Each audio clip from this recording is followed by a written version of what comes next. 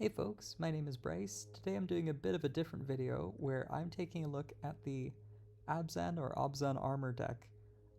That's just a new precon created by Wizards of the Coast, and I want to share my thoughts on why I think there should have been a little bit more card advantage included in here, just from the perspective of what it'd be like as a newer player who maybe gets their commander head of the deck removed, and you're at 4 lands and just looking to draw a few more cards.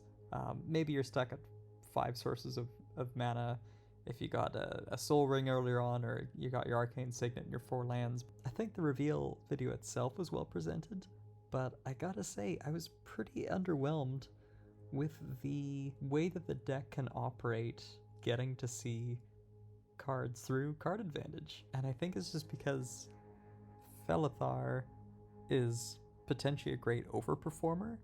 Everything else in kind had to just be a little bit more sparse. I've got a ton of tabs that I'll be opening up soon to reveal cards I would have, hoped would be in this deck, or at the very least I can recommend afterwards. But man, let's just go through the deck right now. This is the official one, from Wizards of the Coast. I'm just gonna start counting out just on my hands off screen. We're gonna have Felithar as one source of card advantage, and I'm not gonna count creatures that are just cantrips, so I want to actually have, drawing 2 cards or getting stuff to the graveyard, which can hopefully be reanimated, even if that's technically, Betor's job if they happen to be the lead singer for this deck. But yeah, we got Felithar for the first one. Scanning through, we can call Betor doing card advantage for the second one. Draws a card, but you'd have to reanimate it for it to kind of get a second, trigger of that, and we're not going to count that right now because that's not who the main commander is. Really good card, but doesn't help us with card draw. This one's a strong 2/10 vanilla. Great. Drawing 10 cards is awesome, but if your commander gets hated out somehow and you're at 5 mana instead of 6 for a while, what do you do? What else do we have? Shadrix I would certainly count, because you can have you be the target player to draw a card, and you can give someone a Inkling token or something like that. That seems perfectly reasonable. Going through the rest here, seems very creature heavy. That's okay, we can definitely lean to that. Welcoming Vampire, thank goodness for her. She's great.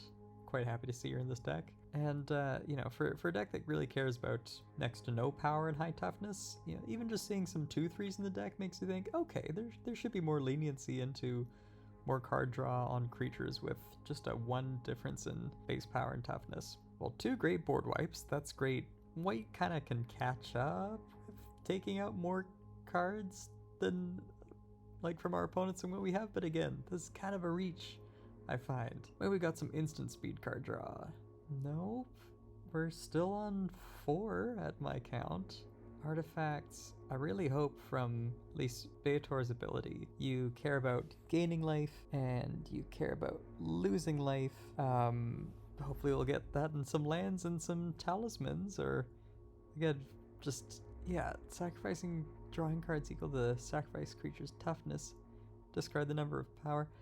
Maybe making some tokens from instants or artifacts, but I guess we can count that one to get stuff back on the battlefield, but you gotta lose creatures first, and it's gotta be 3 creatures at least that you've lost that aren't tokens. Maybe we're at 5. Staff of Completion, yeah, let's definitely count that as card draw. Sure, so we're at 6. And Salt Formation and Behind the Scenes, not gonna help us there. Anything from the lands. Access Tunnel's a great choice, but anything else from the newer sets that can help us with card advantage in creatures? No, so I guess you really gotta hope your commander's safe from, removal of any kind. Shalai can certainly help you keep it alive, and that might just let you run away with the game for a less interactive experience from new players. Or Felithar does get removed and you're stuck at 4 or 5 sources of mana and not able to recast it. Yeah, I feel like just for newer players, just trying to playtest some opening hands here, it's you're gonna really want to hope. Let's see how many lands you have again here. You're gonna really want to hope, 38 lands. They'll get to recast Felithar. I know in a precon pod I'm definitely going to be targeting this. So to wrap up my thoughts, let's start to get into the cards I would have hoped to see in this deck, or at the very least I can at least recommend now, as they're not in this list that just got revealed. So first off, we've got Mangar the Diplomat. This is reprinted, as you can see in the symbol here, in another one of the precons. It's a 2/4, so you already got the high power versus toughness. It's very reliant on your opponents doing stuff, but that's fine. I honestly think just having the high toughness and the lifelink really appeals both to Philithar and also to Baator, whichever you prefer to have as your commander. Next we have Namata. Again, kind of relying on your opponents to have creatures go into the graveyard, getting to sacrifice 2 Saprolings as a result of having 2 creatures at any point die on your opponent's boards will let you draw a card. You know, basically getting to pay 4 mana to draw 2 cards over time. Quite slow, don't get me wrong, but if we only have 6 sources of card advantage besides just having stuff milled or getting stuff discarded and hopefully getting it out later with Baator, you're going to be really scrambling for advantage. So, you know, something a lot more straightforward, which, again, was recently printed, maybe would have been too tough to fit in here for the decisions to make regarding reprints, but I think 6 would have been phenomenal. Getting to have retrace for things is great. Massive difference in power and toughness of 2 to 4 for 3 mana. I really want to see a bunch of the talismans in here, because again, getting to deal the damage to you is important, and, you know, with having green, you should be able to have sorceries that will help you ramp into lands, but because so much of that is just in the Sultai precon, you're really relying on a lot of creatures to help you out the ramp. And there's things you can do with that. Let's sort by mana value though. We'll have the Arboreal Grazer on our first turn, great, and then you really hope you've got your creatures that can tap for 1 of any color. A Wall of Roots, you'll be limited by that.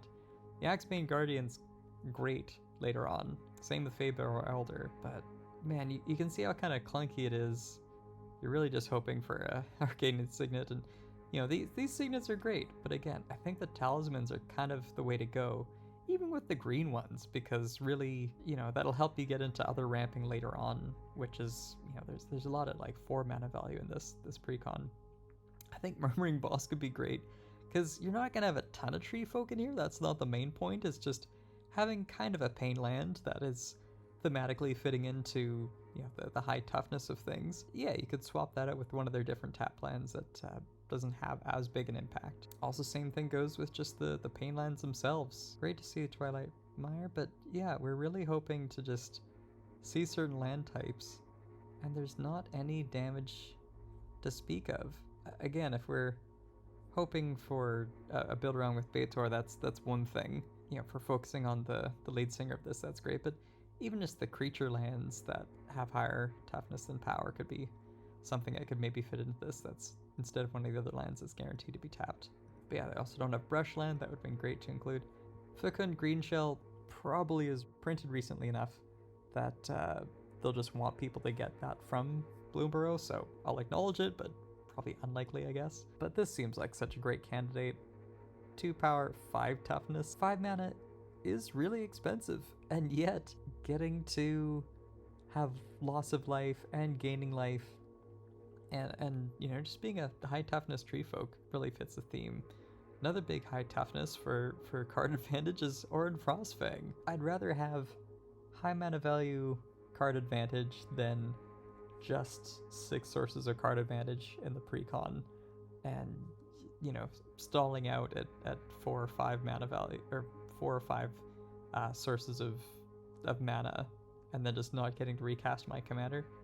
You'd want to have something like one of these just to help get you to another land, or you know, to a mana rock of some kind to get yourself out of that situation.